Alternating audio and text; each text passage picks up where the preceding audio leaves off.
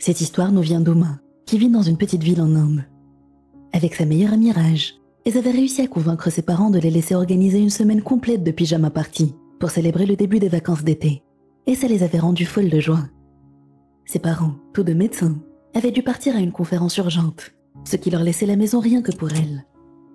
Elles avaient passé la journée à s'amuser, faire des canulars au téléphone, se vernir les ongles, essayer de nouveaux maquillages et profiter à fond de cette liberté. Lorsque la nuit est tombée, elles ont décidé de regarder un film et elles ont fini par aller se coucher vers 2 heures du matin. Elles sont montées à l'étage, dans la chambre d'Oma. Mais bien sûr, en bonnes adolescentes, leurs bavardages n'ont pas cessé. Tout était parfaitement normal, jusqu'à ce que Raj se fiche soudainement et murmure. « T'as entendu ça ?»« Entendu quoi ?» a demandé Oma, un peu perdue. « La poignée de la porte qui a bougé », elle a répondu. Oma n'y a pas prêté attention sur le moment. Mais quelques minutes plus tard, elle a entendu ce même bruit. Ce frottement discret, presque imperceptible, leur a glacé le sang à toutes les deux. Puis, aussi soudainement qu'il avait commencé, le bruit a cessé. Oma a jeté un œil par la fenêtre, mais il n'y avait personne. Elles ont tenté de reprendre leur conversation, mais ce malaise était toujours là, suspendu dans l'air. Un énorme fracas venant du rez-de-chaussée a brusquement brisé le silence. On aurait dit qu'un objet venait de tomber. Elles sont restées paralysées de peur, agrippées l'une à l'autre, leur esprit s'emballant à toute allure. Raj a décidé d'appeler sa mère, qui habitait à seulement quelques rues de là.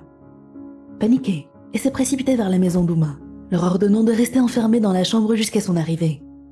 Elle savait où se trouvait la clé de secours, elle a donc pu entrer sans problème. Pendant qu'elles attendaient, elles ont entendu distinctement le bruit d'un vase qui éclatait juste devant la chambre. Elles étaient terrorisées, persuadées d'être en réel danger. Puis, la porte d'entrée s'est déverrouillée. La mère de Raj venait d'arriver, et en montant à l'étage, elle a frappé à la porte, les rassurant que tout allait bien.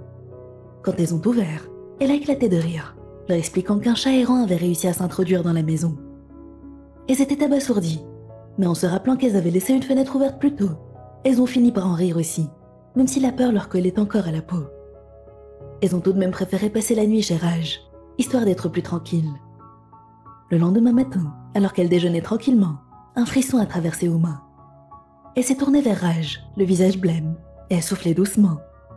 Si c'était vraiment un chat, comment il a fait pour faire bouger la poignée? Cette question les a laissés sans voix.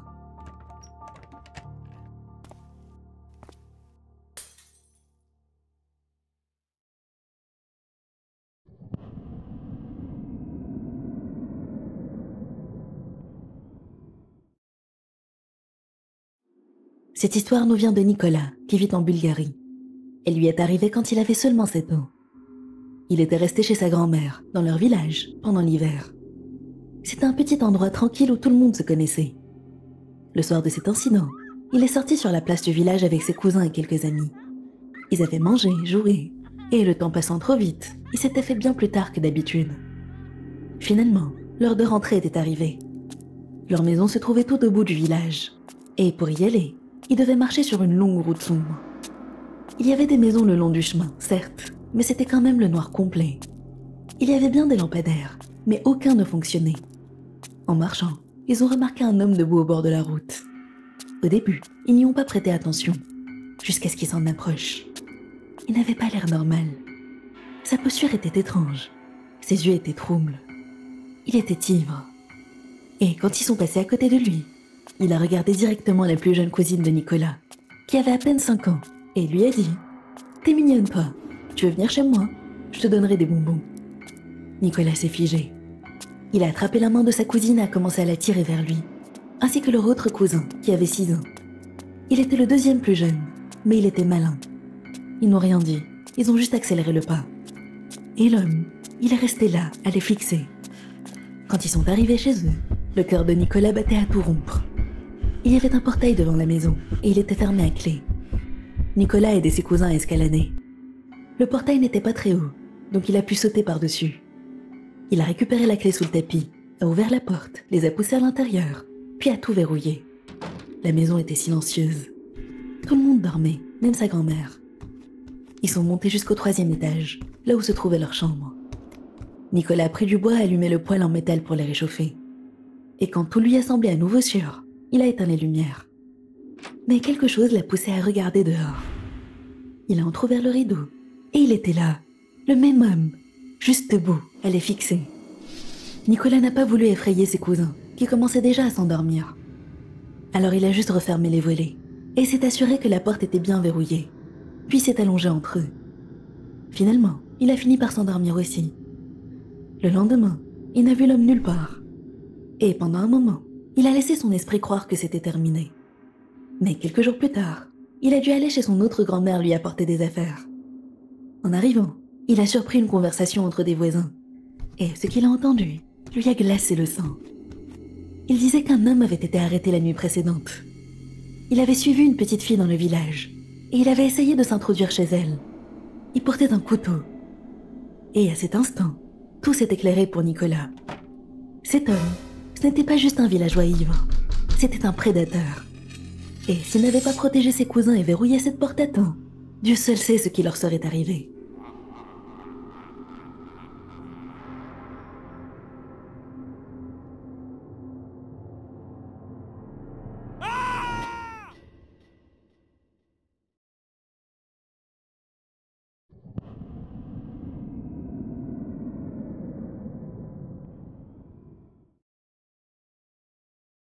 Cette histoire nous vient de Théodore, qui vit en Grèce. Il veut nous partager une expérience terrifiante qui lui est arrivée il y a environ 10 ans, quand il avait 11 ou 12 ans. C'était les vacances, et il est allé passer quelques jours chez ses grands-parents. Lui et son frère dormaient habituellement dans le lit double du salon, celui qui faisait face à la porte d'entrée. Mais cette nuit-là, ils ont dormi dans la chambre d'amis, parce que leur grand-mère s'était fracturé le dos récemment, et elle avait besoin du lit double. La chambre d'amis avait 2 lits simples. Théodore a pris celui qui se trouvait juste à côté de la fenêtre, qui donnait sur la rue. Ils ont éteint les lumières, baissé les stores, et se sont couchés vers 23 heures. Mais vers 2 heures du matin, il s'est réveillé. Un bruit de tapotement résonnait contre la fenêtre. Un malaise immédiat l'a envahi. Il a essayé de réveiller son frère, mais ce dernier dormait profondément, comme toujours. D'abord, il a pensé que ça pouvait être leur cousine Mila. Elle vivait dans l'appartement juste au-dessus, et elle avait 20 ans à l'époque. Mila rentrait souvent saoule pendant l'été, et elle oubliait parfois ses clés. Il s'est dit qu'elle essayait peut-être d'attirer leur attention pour qu'il lui ouvre. Mila? Il a chuchoté. Pas de réponse. Il s'est levé et il a marché discrètement jusqu'au salon, faisant attention à ne pas réveiller sa grand-mère. Il a ouvert la porte d'entrée et il est sorti. Il n'y avait personne. Mais quand il a tourné la tête vers la fenêtre de la chambre d'amis, il a vu de longues marques de griffures, faites par des ongles, qui striaient la vitre. Celui ou celle qui tapotait ne l'avait pas fait doucement. C'était violent. Théodore est rentré en courant. Il a verrouillé la porte derrière lui et il est retourné dans la chambre. Il s'est glissé sous les couvertures, le cœur battant à tout rompre.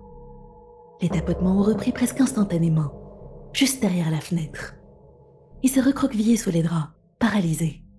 Il voulait tellement ouvrir les stores pour voir qui ou quoi se trouvait là dehors. Mais quelque chose au fond de lui a dit de ne pas le faire. Il est resté comme ça pendant ce qui lui a semblé être une éternité, jusqu'à ce qu'il s'endorme d'épuisement et de peur. Le lendemain matin, il a demandé à sa grand-mère si Mila était rentrée chez elle. Elle lui a répondu, surprise.